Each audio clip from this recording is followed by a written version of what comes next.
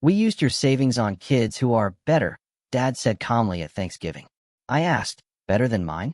Mom smirked. Be proud you're sacrificing for your stepbrother's family. That's when Grandma stood up, face hard, yelling, name those kids, now. You know that gut-wrenching feeling when something you thought was solid, something you built your entire life around, just shatters? That's what hit me, standing at my family's Thanksgiving table. 1 minute, it was turkey and gravy. The next, my own parents were casually delivering a betrayal so profound it felt like a physical blow. We spent your savings on some better kids. And my stepbrother? He just kept chewing like nothing was amiss. I'm Greg, 36, commercial pilot. The guy who keeps a go bag packed and his phone on loud, because you never know.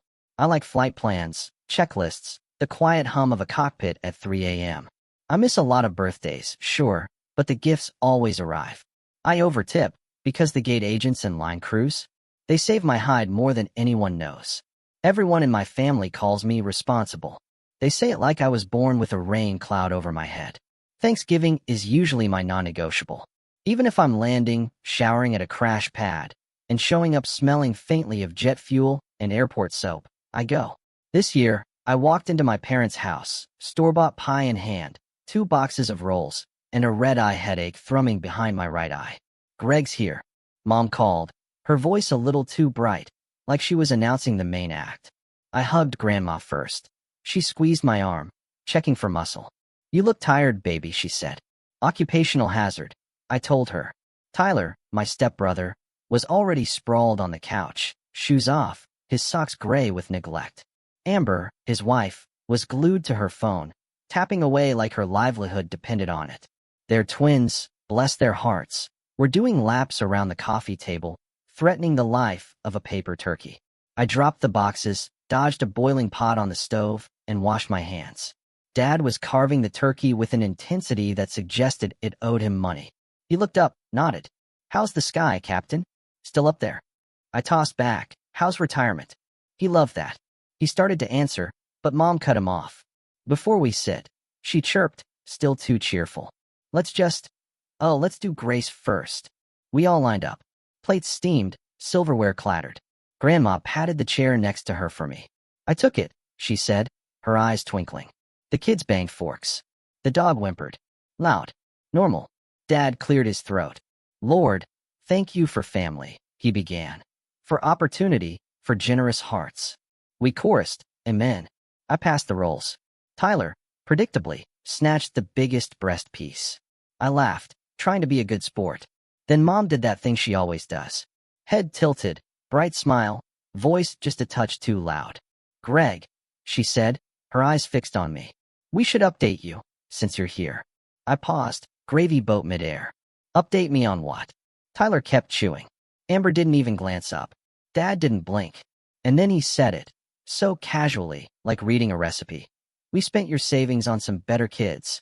It was like the air got sucked out of the room. My hand clenched the gravy boat. Better than my kids? Mom smirked.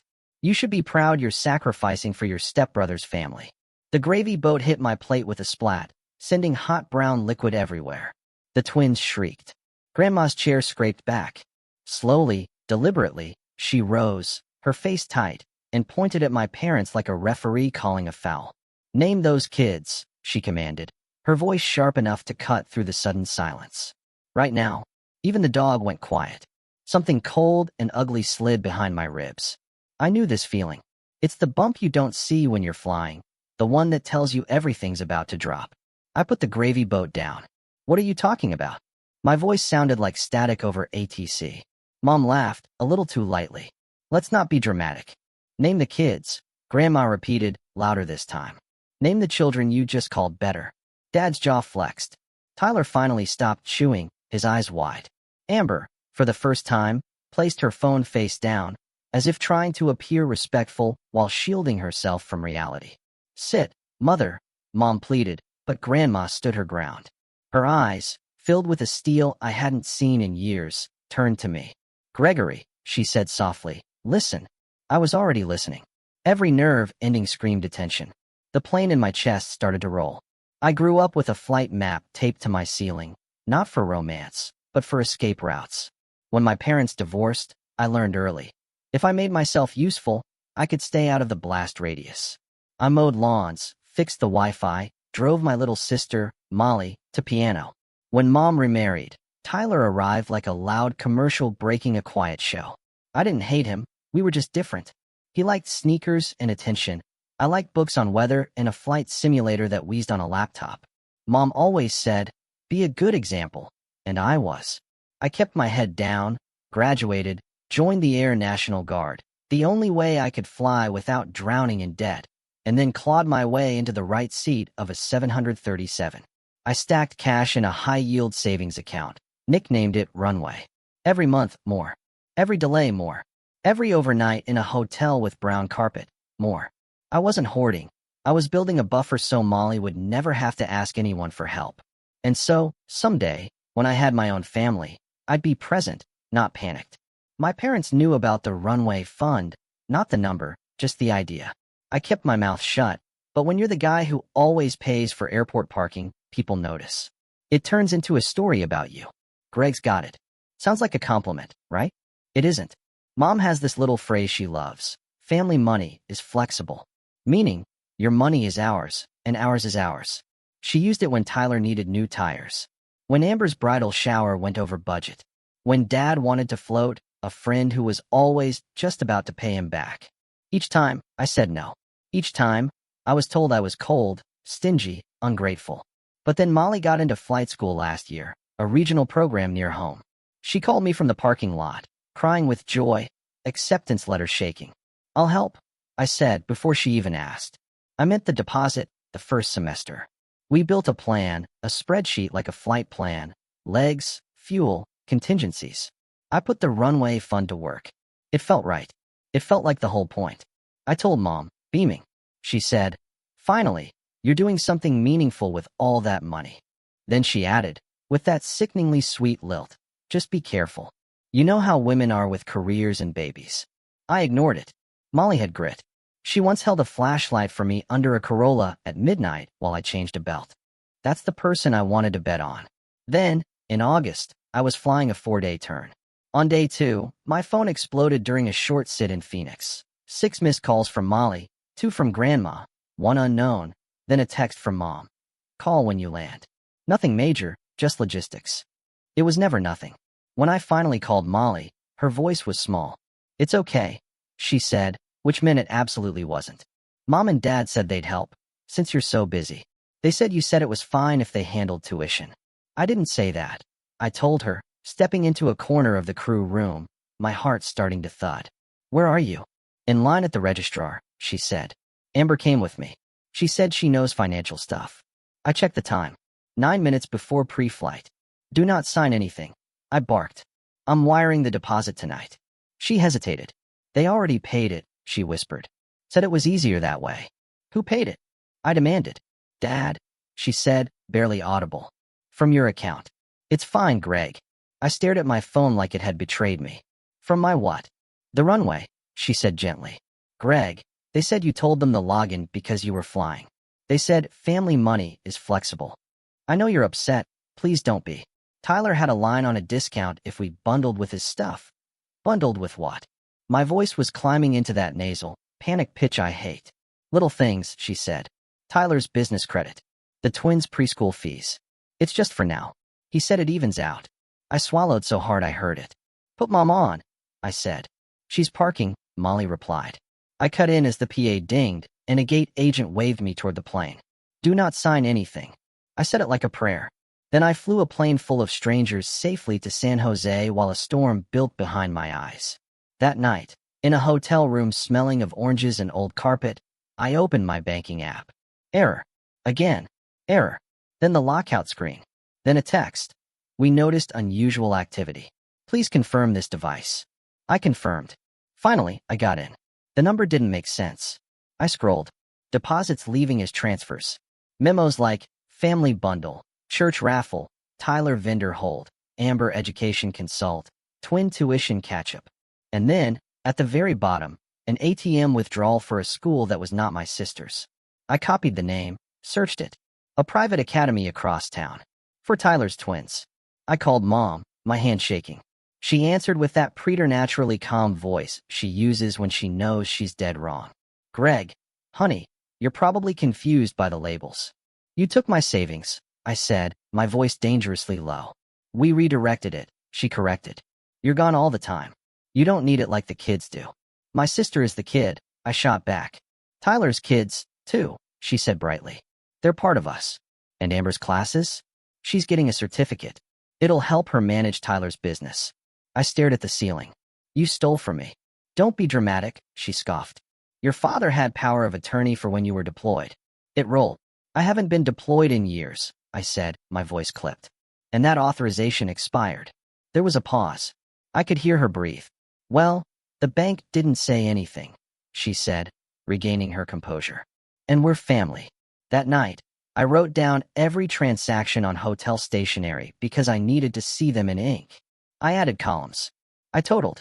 I sent a screenshot to Dad, to Mom, to Tyler, to Amber, and, because she's the only one in this family who tells the truth, to Grandma. No more transfers, I wrote. Freeze this now. We're meeting at Thanksgiving. Do not touch Molly's tuition. Refund everything else. Dad replied, calm down. We'll make you whole. Tyler, a thumbs up emoji. Amber, let's talk when you're not flying. Mom, we can't refund a preschool. Don't be selfish. Grandma, a single line. I'll be there. I added 2 more deposits to the runway fund from my next paychecks, because I'm the kind of idiot who tries to fix a fire with more wood and a map. I called my bank. Set up new guardrails. Locked down access. The email confirmations rolled in like digital sandbags against a flood I hadn't caused. By the time Thanksgiving arrived, I had rehearsed a speech.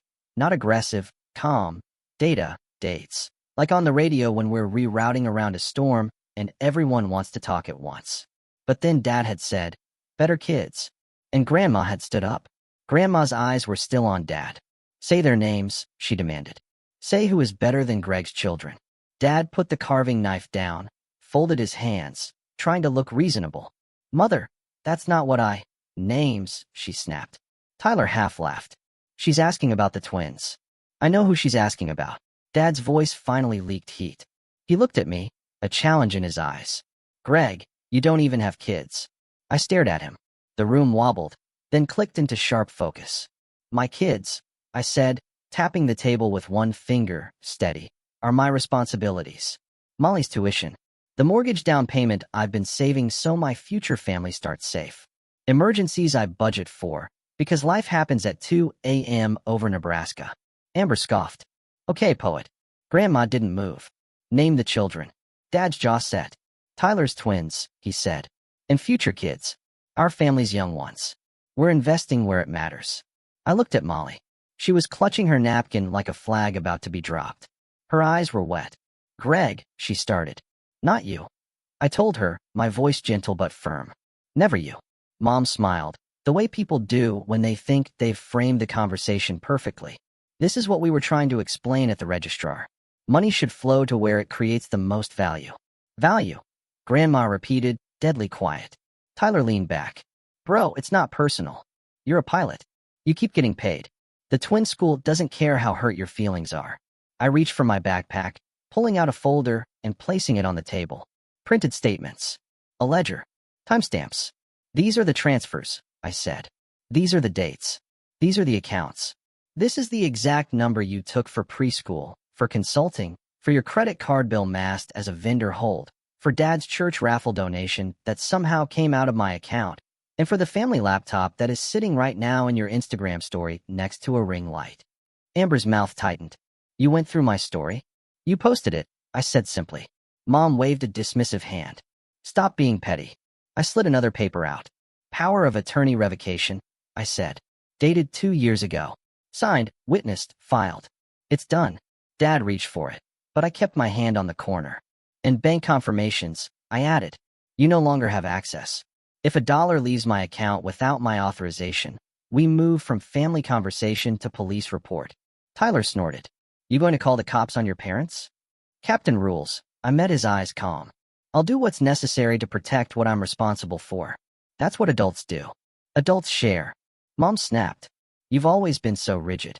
Disciplined, Grandma corrected. He is disciplined because you taught him that love is conditional on utility. Silence. Even the kids stopped clinking their forks. I turned to Molly. Your tuition is paid directly to the school from my new account, I said. You'll get an email tonight. We'll never again bundle anything. Her face crumpled with relief and shame. I'm sorry, she whispered. You didn't do this, I said. I looked back at Dad. You owe me the amount you took for the church raffle and whatever you slid to Tyler's card. You have 30 days. Dad's ears went pink. Watch your tone. Watch your actions. Grandma's voice was like gravel. Greg, keep talking. I nodded. Tyler, you have 60 days to return the preschool payments you charged to my account. If you can't, the school can invoice you directly. I will send them the documentation. Amber stood up halfway.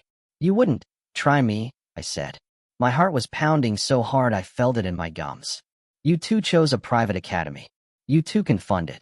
Mom laughed once, a sharp bark. And what? We just pretend family doesn't help family. We pretend nothing, I said. We draw a line. We keep it. Dad shoved his chair back. You're ungrateful, he thundered. We raised you. Grandma's hand hit the table. You exploited him, she said. You used legal documents you did not have. You did not have to reach into his pocket like he was a vending machine for your favorite boy. Tyler rolled his eyes. Mother, shut up, she told him, without looking. The twins stared wide-eyed. I softened my voice. Hey guys, I said to them. Want to help me with the rolls? They nodded, scrambling down, grateful for any mission. Kids understand storms even when they don't know the words. I stood. I'm taking Grandma and Molly for a walk, I announced. Dad, Mom, when I come back, I expect to hear a plan for repayment. I expect to hear you say you're sorry. Not sorry I made you feel bad, but sorry we did this. Mom opened her mouth. I raised a hand. Save it, I said. You've been talking for years. I looked at Grandma. She nodded once. We left the table like we were evacuating a cabin. Single file. Nothing dramatic, just precise. Outside, the air was cold enough to bite. I breathed it in deep, like clearing 10,000 feet of chop. We walked past the maple that used to be a stick the year Dad planted it. Its leaves had finally let go. Grandma tucked her arm in mine. Molly walked on my other side, small again for a second, the girl who held flashlights. I knew something was off, Grandma said, her shoes crunching on old leaves. Your mother's been bragging about Tyler's entrepreneur spirit. Thought it meant he finally got a job. He has a job, I said. It's my account. Molly made a wet sound that wasn't a laugh. I should have called you sooner, she whispered. I didn't want to be a burden. You are never a burden, I said, squeezing her shoulder. If you call me at 3 a.m., I'll answer on the first ring. She nodded, but I could see it didn't land yet. It takes time to override a script. We circled the block once. Twice. I checked my watch like it was a timer for cooling engines. I didn't want to go back in. I didn't want to stay out. I just wanted to be in a cockpit, where the problems are technical and the checklist is printed. Grandma broke the silence. You did right, she said. You used facts. You didn't yell. I wanted to, I admitted. Of course you did, she said. Yelling is for people who think being loud is the same as being right. We went back in. The house smelled of cinnamon and hot plates. Dad was by the sink, shoulders tight. Mom stood near the stove, arms folded. Tyler and Amber had vanished outside, probably to film a story about gratitude. The twins were on the floor with the dog and a Lego person who'd lost his hair. Dad turned. We talked, he said. We'll make you whole. When? I asked. Mom sighed. Don't be a bill collector in your own home. I am in my own home, I said. It just happens to be yours today. Dad rubbed the back of his neck. 60 days, he said. 30, I countered. And I want the first transfer by Friday. Not a promise. A wire. He stared at me. We stared back. Fine, he muttered. Good, I said. Also, you will call the school and remove my name from any arrangement with Tyler. You will give them his billing info. Today. Mom made a face. But what if the school calls us? They can call Tyler, I said. We sat down again because Grandma told us to sit. She poured herself a small glass of wine like she'd earned it. And she had. She lifted it in my direction. To lines, she said quietly. To lines, I echoed. Dinner was awkward, then not. The twins told me about a class pet with a dramatic history. Molly told Grandma about a simulator she loved. Mom tried to steer the conversation toward Tyler's business, and Grandma stared her down until she stopped. Dad chewed and chewed. Like the turkey itself was the problem. After dessert, Tyler and Amber reappeared. Amber gave me a sugar-glazed smile. "We're all one family," she said. This felt confrontational. "Choices have consequences," I said. "That's not confrontation. That's gravity." Tyler shuffled, then squared up. "Look, bro," he said, softer than I'd ever heard him. I got in over my head. I thought I'd make it back quick with this drop-shipping pivot. "Stop," I said gently. "Do not pitch me." He closed his mouth. It might have been the first time I'd ever seen him do it. "You can send whatever you want back in installments as long as they add up by day 30, I said. "But I am not underwriting your life." He nodded once. "Okay." Amber bristled. "You make so much money up there in your little plane," she snapped. "It's easy for you to act superior." "I make money because I work when most people are asleep," I said. "And because I learned, from the two of you, exactly what happens when you don't plan." She didn't like that. She left the room. Tyler followed, shoulders slumped. Mom cornered me by the fridge. "You humiliated us," she whispered. "You stole from me," I said. "Not under mine." She blinked. "We didn't." "Not really. We managed resources." "Call it what you want," I said. "It will not happen again." Her mouth wobbled, then smoothed. "You've always been so proud," she said. "I've always been careful," I said. "Pride is what made you call the twins better." She jerked like I'd hit her. "I didn't." "You did," I said. "One day they'll be old enough to remember it." She looked toward the living room, where the twins were trying to put a Lego helmet on the dog. Something in her face softened, then hardened. "You don't understand," she whispered. "We never got help. We wanted to do it differently." "You did it differently by making someone else the parent," I said. "You chose me. You just didn't ask." Grandma's voice floated in from the doorway. "The bill for doing it differently is due," she said. "Pay it." That night, after I dropped Grandma at her house and hugged Molly in the driveway until she laughed because I wouldn't let go, I sat in my car and opened my banking app. Pending transfer, $2,000 from Dad. Memo, partial. I exhaled. Not gratitude. Not forgiveness. Just data. A first step. The next morning, I sent an email to the school. "Please remove me from any billing arrangements related to the last name twins.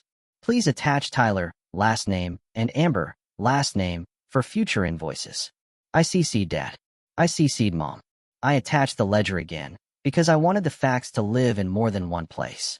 Then I drove to the airport, parked, rolled my carry-on across cold concrete, and felt the smallest, satisfying click of a boundary setting into place.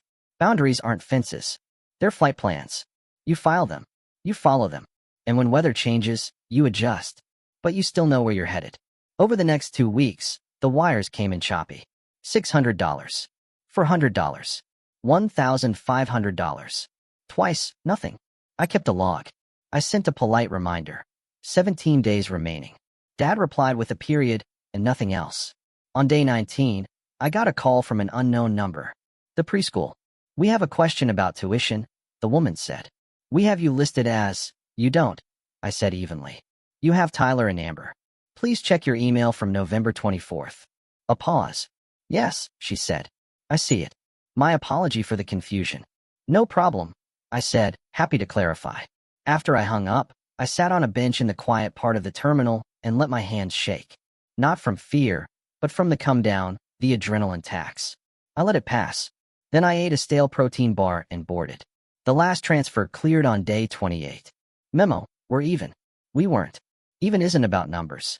Even is about trust. You can't wire that. I didn't tell anyone at work. Pilots are good at talking about checklists and bad at talking about mothers. But on a turn through Portland, the captain I was flying with rested his coffee on his knee, looked at me, and said, "You okay, man? You've got that 1,000-yard stare of someone who slept in his car once." "I'm fine," I said. He nodded like he'd heard that before. "If you need a day," he offered, "take a day." "I'll take a boundary," I said. "Good trade," he replied. December slid into January. Molly texted me pictures of a wing she'd learned to inspect. "Look," she wrote, "fuel cap. Coach said I'm a natural." I saved it. I sent her a photo of the sunrise over clouds so smooth they looked fake. I typed, "You belong up here." She sent back 3 crying emojis and a plane. Mom sent a mass text about a New Year's brunch. I didn't go. I sent a note. "Can't make it. I'm flying. Hope it's nice." It was polite. It was true. She replied, "We missed you." And then a picture of Tyler and the twins in matching sweaters. No apology, no reflection, just the surface of the thing that used to gut me. Now it just registered as whether I didn't have to fly through. Grandma called me every Sunday. She told me about her neighbor who snowblowed the wrong driveway, and about her new doctor who looked 12. Then she'd say, "How's your heart?" And I'd say, "Learning." And she'd say, "Good boy." Last week, after a long Zurich turn, I brought Grandma oranges. She opened the door in slippers, kissed my cheek. "You look like you crossed 3 time zones." We drank tea at her tiny table. "Your mother says you're punishing them," she said. "I'm not. I'm protecting me." She heard that from me. Grandma nodded. Silence. The clock ticked. A plow scraped by. "When your grandfather taught you to drive," she said, "he made you say, 'I am responsible for the car and everyone in it.' You were 12. I remember." She paused. "At some point, you pick who rides." "I don't want them cut off," I said. "I just can't be the bank." "Then don't," she said simply. "The price is a boundary and an apology. If they can't pay it, they stay home." I looked at my pilot hands and thought about how responsible had become a leash. I saw that Thanksgiving table again. Dad's better. Grandma standing. Molly's wet eyes. My hands didn't shake now. "I feel lighter," I said. "I sleep. I eat sitting down. Freedom has boring symptoms." She smiled. On the way out, I straightened the Maple's crooked tag. It felt good. In the car, I typed, deleted, then sent, "I love you. I won't fund your choices. Respect that. I'm here. If not, I wish you well." No speech, just a filed plan. At the crew lounge, a new FO slumped in a chair, looking exhausted. "You okay?" I asked. He blew out a breath. Almost blew an engine out in the sim. "You'll fix it," I said. He half smiled. "You also choose what you're responsible for, in the sim and in life." Later, at 36,000 feet, I thought about better kids. My kids are my responsibilities. My future family. Molly's dream. My boundaries. The captain glanced over. "Smooth," he said. "Smooth. I'm Greg. Pilot. Former wallet. Owner of my time and peace. If respect returns, I'm here. If not, I'll keep flying. The sky is still there." Plan filed.